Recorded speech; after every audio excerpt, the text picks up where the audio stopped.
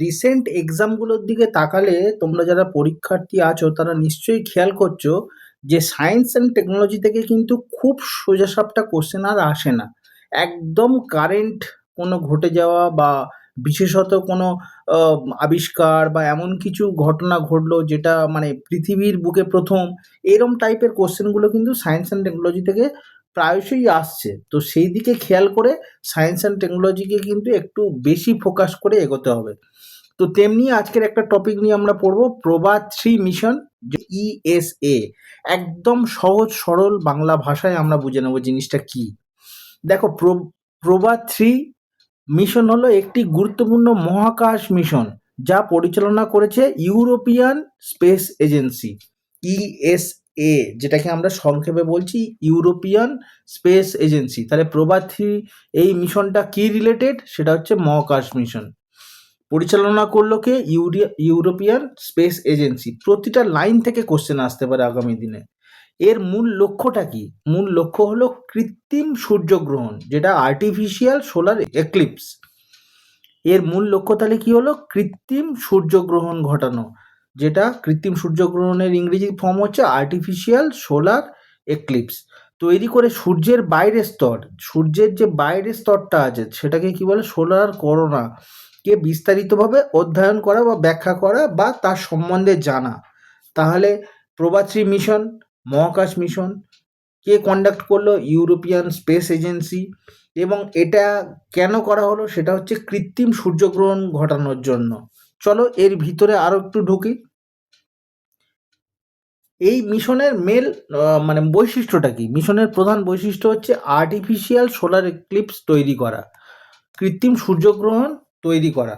সাধারণত সূর্যের করোনা দেখা যায় প্রাকৃতিক সূর্যগ্রহণের সময়, মানে সূর্য যে ঢেকে যায়, কিছুটা অন্ধকার হয়ে যায়, এই ঘটনাটা কিন্তু প্রাকৃতিক নিয়মেই ঘটে। মানে যখন ন্যাচারাল নিয়মে জিনিসটা হয় তখনই একমাত্র সূর্যের করোনা দেখা যায়।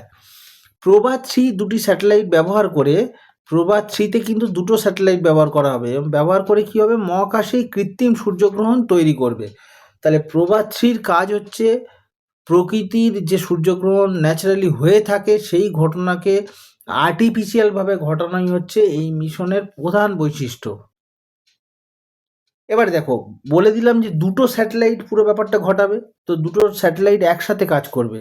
দেখো, এখানে একটা স্যাটেলাইট কাজ করছে, এখানে একটা স্যাটেলাইট কাজ করছে। এবার দেখো, একটি স্যাটেলাইট সূর্যের আলো ব্লক করবে। এই দেখো, সূর্যের আলোটাকে পুরো ব্লক করে দিয়েছে একটা স্যাটেলাইট, যেটা হচ্ছে অকুল্টার। আরেকটা স্যাটেলাইট করোনা অবজার্ভ করবে। এই দেখো, আরেকটা স্যাটেলাইট হচ্ছে এই স্যাটেলাইটটা এরমভাবে ঘুরে ঘুরে ঘুরে ঘুরে পুরো ব্যাপারটাকে অবজার্ভ করবে, যেটা বলা হচ্ছে করোনা গ্রাফ। এবারে এই দুটো স্যাটেলাইট প্রায় 150 মিটার দূরে থেকে একদম নিখুঁতভাবে উড়বে। এদের দুজনের ডিস্ট্যান্স কিন্তু কত? 150 মিটার।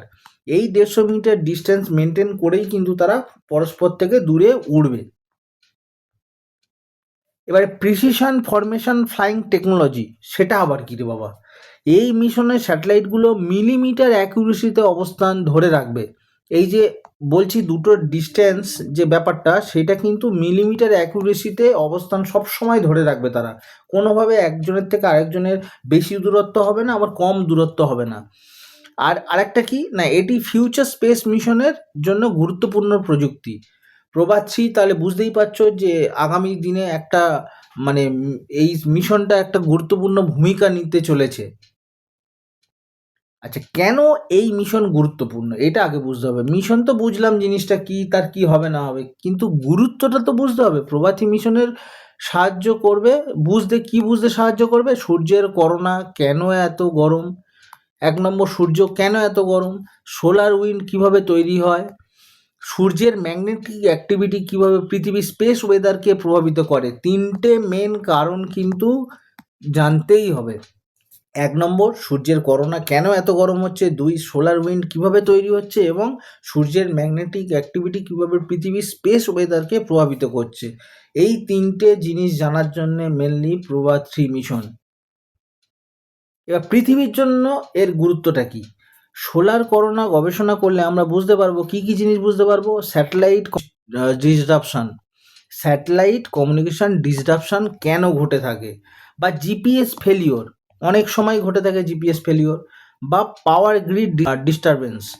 তিনটেই কিন্তু প্রায়শই ঘটে থাকে এবং তার কারণ কি, স্যাটেলাইট কমিউনিকেশান ডিসরাপশনের কারণ কি, বা জিপিএস কেন ফেলিওর হয়, বা পাওয়ার গ্রিড কেন ডিস্টারবেন্স হয়, পুরো জিনিসটা কিন্তু তখন ক্রিস্টাল ক্লিয়ার হয়ে যাবে এই গবেষণার মাধ্যমে। এসব সোলার স্টর্মের কারণে কেন হয়, এগুলো তো আমরা বলছি সোলার স্টর্ম হয় এবং মানে সূর্য ঝড়, যেটা সূর্য ঝড়, সেই কারণেই কিন্তু এগুলো হয়। তো তার আরও ডিটেলস কারণ কিন্তু এই এই মানে প্রবাদটির মাধ্যমে উদ্ধার করা বা উদ্ঘাটন করা যাবে। তো এই ছোট্ট ক্লাস কিন্তু আগামী দিনে খুব ইম্পর্টেন্ট হতে চলেছে। তো বলবো, দেখো তোমরা ছোট ক্লাস বলে অ্যাভয়েড করো না। এই ক্লাসগুলো কিন্তু আগামী দিনে পরীক্ষায় মানে উল্লেখযোগ্য ভূমিকা নেবে। অনেকেই ভাবছো এরম একটা টপিক না জানলেও চলে যাবে।